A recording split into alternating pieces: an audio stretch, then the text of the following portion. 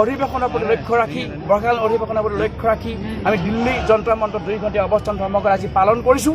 সদৌ তিৱা ছাত্ৰ সন্থাই 40জন প্ৰতিবাদকাৰীক লৈ আজি ইয়াত অৱস্থান কৰিছোঁ। আৰু আমাৰ যি দাবী দীৰ্ঘদিনীয়া অমীমাংসিত যি দাবী মূলতে তিৱা স্বায়ত্ব পৰিষদক ভাৰতীয় সংবিধানৰ 6ষ্ঠ অনুসূচীত অন্তৰ্ভুক্ত কৰিব লাগে বা তিৱা স্বায়ত্ব পৰিষদক সাংবিধানিক মৰ্যাদা প্ৰদান কৰিব লাগে। এইটো আমাৰ মূল মন্ত্ৰ, মূল দাবী।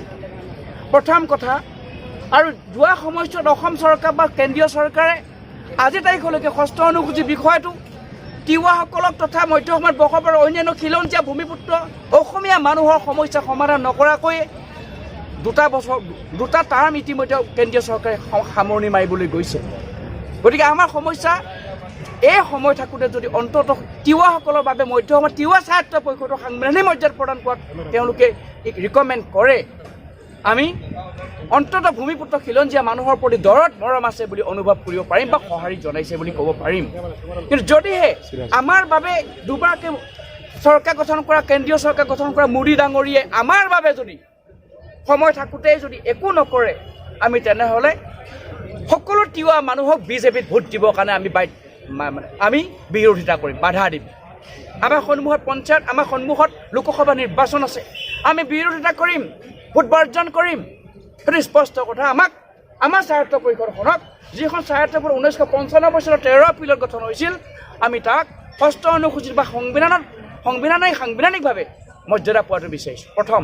দ্বিতীয় কথাটো হৈছে 46 বছৰৰ পিছত অসম বিধানসভা লোকসভা পুনৰ্গঠনৰ প্ৰক্ৰিয়া ইতিমধ্যে চলি আছে। এই পুনৰ্গঠনৰ প্ৰক্ৰিয়াত 46 বছৰৰ পিছত অসংৰক্ষিত হৈ থকা সাধাৰণ শ্ৰেণীৰ বাবে সংৰক্ষিত হৈ থকা এই সমষ্টিটো মৰিগাঁও বিধানসভা সমষ্টিটো আমি জনজাতিৰ বাবে STৰ বাবে সংৰক্ষণ কৰাৰ দাবী উত্থাপন কৰিছোঁ সমষ্টি পুনৰ নিৰ্ধাৰণ প্ৰক্ৰিয়াৰ জৰিয়তে। তৃতীয় কথাটো হৈছে আমাৰ দীৰ্ঘদিনীয়া দাবী, মেঘালয়ত বসবাস কৰা তিৱাসকলক ট্ৰাইবেল হিচাপে স্বীকৃতি দিব লাগে। এইটো আমাৰ দীৰ্ঘদিনীয়া দাবী। ভাৰতে স্বাধীনতা পোৱাৰ পিছৰে পৰা তাত বসবাস কৰা তিৱাসকলে আজিও ট্ৰাইবেল ষ্টেটাছ নাপালে, এইটো ফুলফিল কৰিব লাগে। চতুৰ্থ কথাটো, জংগী আন্দোলন কৰিবৰ কাৰণে বাধ্য হ'ম।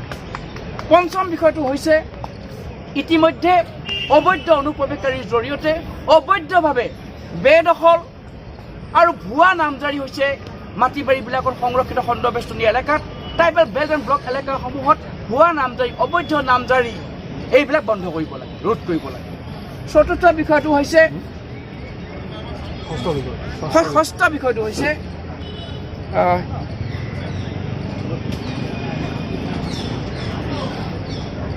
ৰাজধানী ক্ষেত্ৰ উন্নয়ন প্ৰাধিকৰণ, যিখন আইন মানে ৰাজধানী সম্প্ৰসাৰণৰ বাবে অসম চৰকাৰে যি সিদ্ধান্ত লৈছিল, সৰ্বভাৰতীয় পৰ্যায়ত লৈছিলে, সেই আইনখন তিৱা স্বায়ত্ব পৰিষদৰ এলেকাৰ সামৰি লৈছে।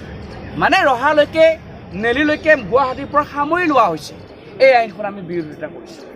গতিকে আমি আশা কৰোঁ মূলতে কেপিটেল ৰিজন ইতিমধ্যে বৰ্তমান বেছি গৰম সমষ্টি পুনৰ নিৰ্ধাৰণ প্ৰক্ৰিয়াটো মৰিগাঁও বিধানসভা সমষ্টিটো জনজাতিৰ বাবে সংৰক্ষণ কৰক, নহ'লে কিন্তু আমি বহি থাকিব নোৱাৰোঁ। তিৱা ৰাইজ, তাত থকা জনজাতি ৰাইজ, ভূমিপুত্ৰ খিলঞ্জীয়া ৰাইজ বহি নাথাকে। মৰিগাঁও বিধানসভা সমষ্টি লাগিব। আৰু জাগীৰোড সমষ্টি যিহেতুকে এটা দীঘলীয়া সময় এটা নিৰ্দিষ্ট জনগোষ্ঠীৰ বাবে সংৰক্ষিত হৈ আছিল, তাক সংৰক্ষণ মুক্ত কৰিব লাগে। এইটো আমাৰ মুকলি কথা।